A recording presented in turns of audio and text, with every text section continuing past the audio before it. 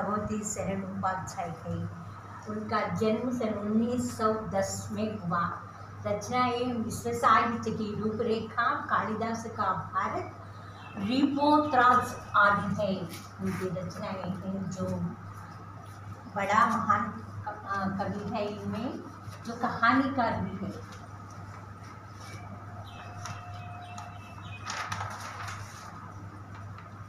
लोकगीत, हमारी संस्कृति में लोकगीत और संगीत का अट्टू संबंध है।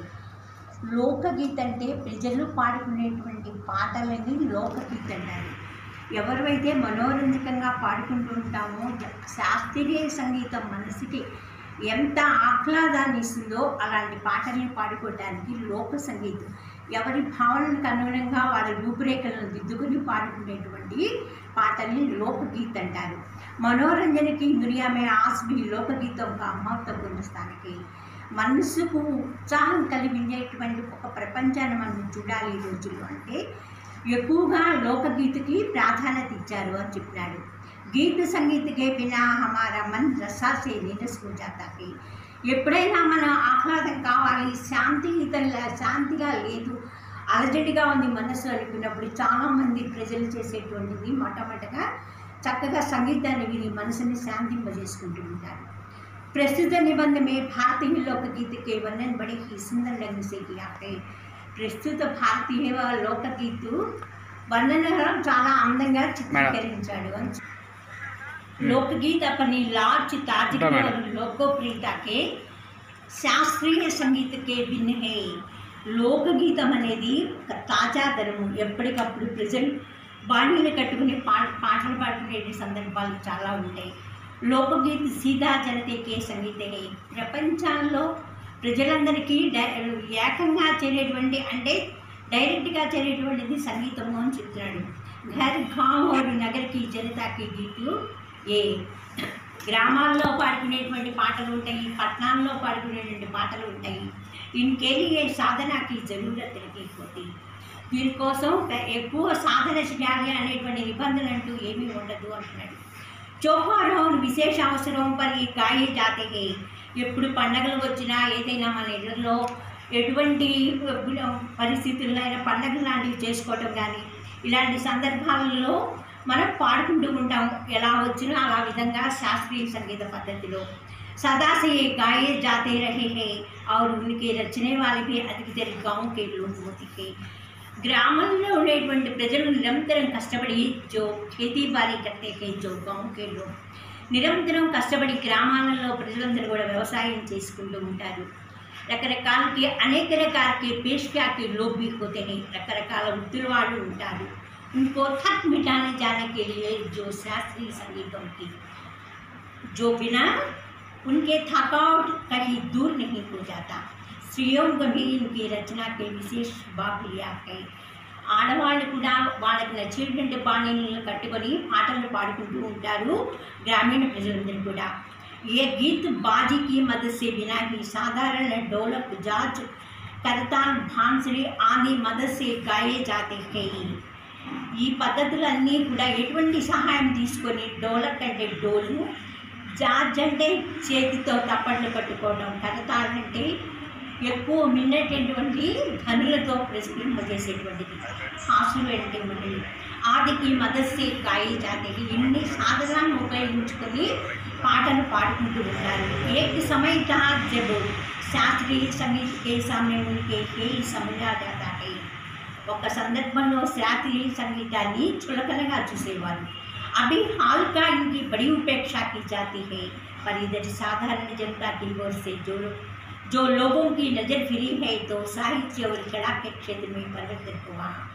అటువంటి చులకనగా చేసేటువంటి సందర్భాలలో ఇప్పుడిప్పుడే ప్రజలు కొంచెం ఈ కళల వైపుకు మొగ్గు చూపుతున్నారు. ప్రజలలో కూడా ఒక రకమైన మార్పు వచ్చింది. అనేక लोगों ने विविध बोलियों के लोक साहित्य लोकगीतों के संग्रह पर कमर बांधी है. ఎవరికి ఇష్టం వచ్చిన రీతిలో ఎవరి భాషల్లో వాడే ఒక శాస్త్రీయ బాణీలను కట్టుకుంటూ పాటలను పాడుకుంటూ ఉంటారు. అనేక సంగ్రహ హప్తలు ప్రకాశిత హోగయ్యాయి. వాళ్ళు కట్టినటువంటి బాణీలు కానీ, పల్లె పదుల్లో ఉండేటువంటి ప్రజలు పాడుకునేటువంటి పాటల్ని కానీ ఇప్పుడు అన్నిటి కూడా శాస్త్రీయ సంగీతాన్ని మేళవింపగా చేసుకొని ఇవన్నీ కూడా ఒక సంగ్రహం అంటే ఒక కార్యక్రమాన్ని దాచేటువంటి పరిస్థితి కలిగింది ఈరోజు. అవన్నీ కూడా వెలుగులోకి వస్తూ ఉన్నాయి. लोकगीतम से कई प्रकार है, लोकगीत అంటే చాలా రకాలు ఉంటాయి అంటాడు. इनका एक प्रकार तो बड़ा ही ఓజస్వి और सजीव है. ఓజస్వి అంటే చిరకాలం ఉండేటువంటి పాటలు చాలా ఉన్నాయి. यही इस देश के आदिवासियों का संगीत है. ఈ ఆదివాసి అంటే కొండల్లో ఉండేటువంటి ప్రజలు కూడా వాళ్ళకి తగినటువంటి బాణీలను కూర్చుకొని పాడుకుంటూ ఉంటూ ఉంటారు. మధ్యప్రదేశ్, ఢక్కన్, ఛోటా నాగపూర్, గోండు, ఖాండు, बीरू संस्थाल आदि फैले किए थे. గోండు జాతి లోగు వాళ్ళు పర్వతాల వాళ్ళు కొండల మధ్యలో ఉండి జీవనాన్ని సాగిస్తూ ఉంటారు. వాళ్ళు కూడా వాళ్ళ పండగలు వచ్చినప్పుడు తగిన రీతిలో వాళ్ళ బాణీలు కట్టుకొని ఇలా పండగలు చేసుకుంటూ చక్కగా పాటలు పాడుకుంటూ ఉంటూ ఉంటారు అని చెప్తున్నాడు. ఇంకే గీత और नाच अधिकतर साथ साथ और बड़े बड़े दलों से गाये नाचे जाते हैं. వాళ్ళు ఎలాగైనా పాడుకునేటప్పుడు ఒక సమూహంగా పాడుకుంటూ ఉంటారు. బడే బడే దళంకే గాయి, దళం అంటే సమూహం, ఒక సమూహంగా ఉండి పాటలు పాడుకుంటూ వాళ్ళు ఆనందంగా డాన్స్ చేసుకుంటూ ఉంటారు ఆదివాసులు కూడా. 20-30 आदमियों और औरतों के दल एक साथ एक दूसरे के जवाब में गाते हैं. ఒక్కొక్క స్త్రీలు ఒక్కొక్క పురుషులు 30 మందిగా సమూహంగా ఉండి పాటలు పాడుకుంటూ ఉండటం అనేది ఆ గోండు జాతి యొక్క ప్రజల యొక్క విశేష సంస్కృతి అని చెప్పాడు. ఆ పర్వతాలన్నీ మారు మోగేటట్టుగా అంత ఆహ్లాదంగా ఆనందంగా వాళ్ళు పెద్దగా పాటలు పాడుకుంటూ ఉంటే పర్వతాలు కూడా మారు మోగి వింటున్నాయా అనిపించేటువంటి స్థితి కలిగింది. पहाड़ियों के अपने अपने गीत है, उनके अपने अपने भिन्न रूप होते भी अशास्त्रीय होने के कारण में अपने समान भूल है. गढ़वाल, किन्नौर, कांगड़ा आदि के अपने अपने गीत और इन्हें गाने की अपनी अपनी विद्या है. उनका अलग नाम पहाड़ी पड़े. पहाड़ी అంటే కొండ జాతి వాళ్ళు.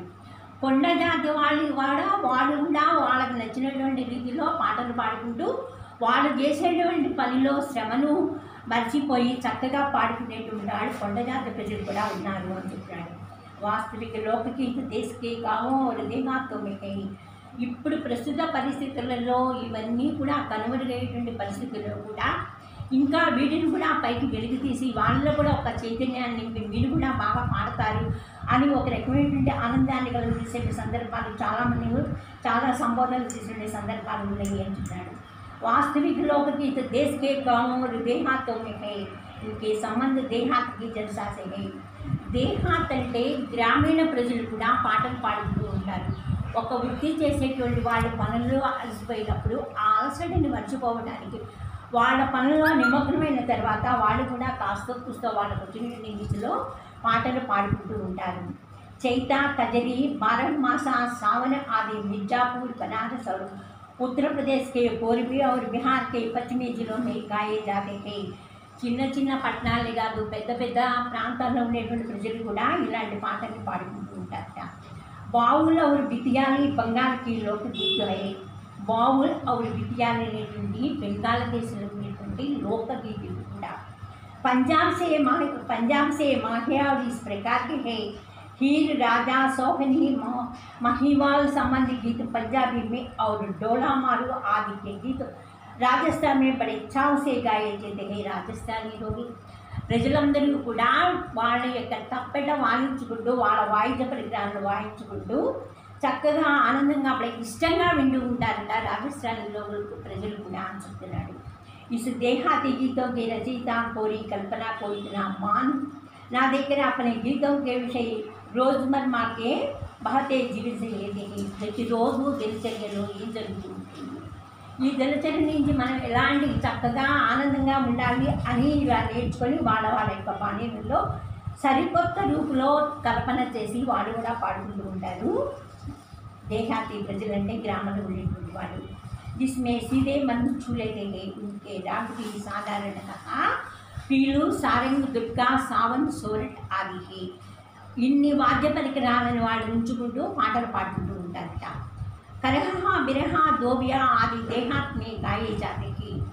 ఎక్కువగా పల్లె ప్రజలలో ఎక్కువగా మరి చాకలి వాళ్ళు కూడా వాళ్ళ శ్రమని మర్చిపోయి చక్కగా రేవుకు వెళ్ళినప్పుడు కులమత భేదాలు అనేటువంటి మర్చిపోయి చక్కగా వాళ్ళ యొక్క ఫలితనాన్ని నిమగ్నం చేసుకుంటూ అలసట లేకుండా వాళ్ళు కూడా ఒక బాణీలో పాటలు పాడుకుంటూ ఉంటారట.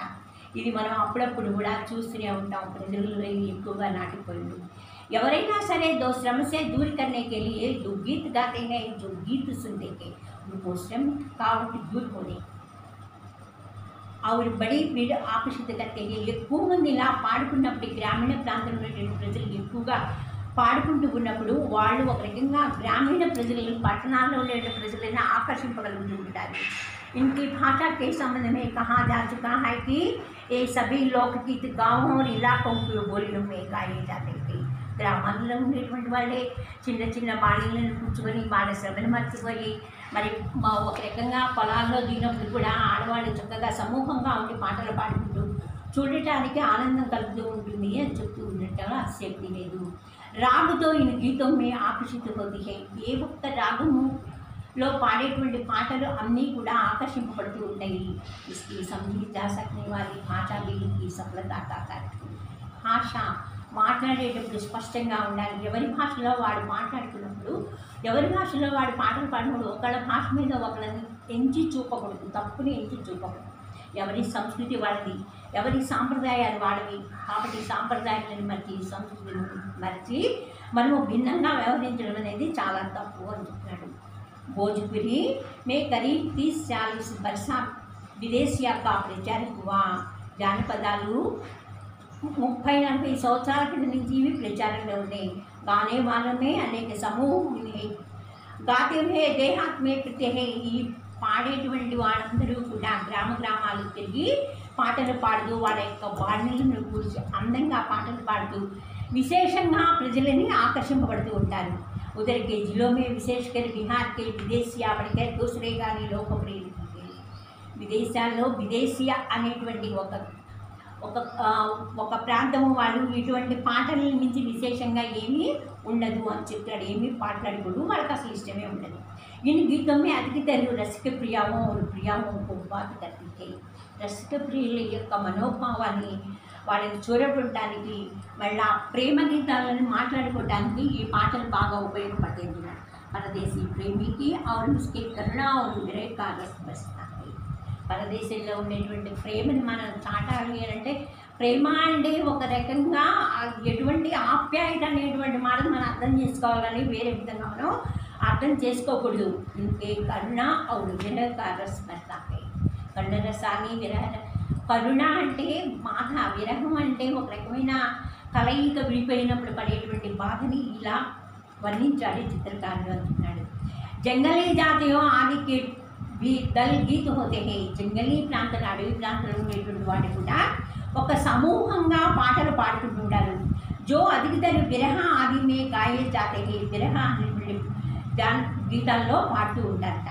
पुरुष एक ओर और स्त्रियाँ दूसरी ओर एक दूसरे के जवाब के रूप में दल बांध कर गाते हैं. ఒక సమూహంగా ఉండి స్త్రీలు పురుషులు కూడా ఒక సమూహంగా ఉండి ఒకళ్ళ మీద ఒకళ్ళు ప్రశ్న వేసినప్పుడు ఇంకొకటి పాట రూపంలో సమాధానం చెప్పడం అనేది జరుగుతూ ఉంటుంది. అవును దిశాయి గురు దగ్గరికి ఇలా వాడు నాట్యం చేసేటప్పుడు ఒకరికొకళ్ళు వాళ్ళు ప్రశ్నలు జవాబులు చెప్పుకునేటప్పుడు వాళ్ళ యొక్క మనోభావాలు ప్రజలందరూ కూడా చూరుకుంటూ ఉంటారు. ప్రతి గ్రామాల్లో ఉండేటువంటి ప్రజలు కూడా మనోభావాన్ని చూడమని అటువంటి పాటల్ని వాళ్ళు గూంజులేనా అంటే 4 వైపులా కూడా వినిపిస్తూ ఉంటారు. पर इधर किसी काल से इस प्रकार का दलील गायन का प्रास हुआ है. ఇలా సమూహంగా పాడేటువంటి పాటల్ని ఇప్పుడు కొంతకాలం ఇలా ఉండట్లేదు అని చెప్పడంలో ఎటువంటి సందేహం లేదు అని చెప్తున్నారు.